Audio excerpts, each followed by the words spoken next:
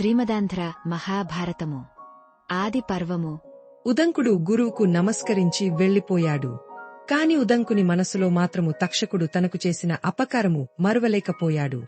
తక్షకుని మీద పగ తీర్చుకోవాలని అనుకున్నాడు. వెంటనే జనమేజయ మహారాజు వద్దకు వెళ్లాడు. జనమేజయ మహారాజా, నీకు శుభము కలుగుగాక. నా పేరు ఉదంకుడు. నేను నా గురువుగారి కార్యం మీద పోయేటప్పుడు కుటిల బుద్ధితో ఏమాత్రం వివేకం లేకుండా తక్షకుడు నాకు అపకారము చేశాడు. నన్ను మోసం చేసి గురుపత్ని కుండలములు అపహరించాడు.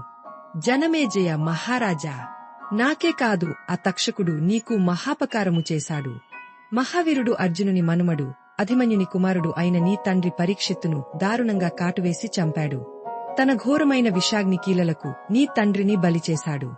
ఒక విప్రుని కోరిక మేరకు నీ తండ్రిని చంపాడు. తక్షకుడు మహాబలవంతుడు కదా. ఆ బ్రాహ్మణునికి ఇది తప్పు. పరీక్షిత్తు మహారాజును చంపడం భవ్యం కాదు అని నచ్చ చెప్పవచ్చు కదా. కాని చెప్పలేదు. ఆ బ్రాహ్మణుడు చంపమనగానే వచ్చి కాటువేసి నీ తండ్రిని దారుణంగా చంపాడు. దయచేసి నా వీడియోను లైక్ చేసి, షేర్ చేసి సపోర్ట్ చేయండి.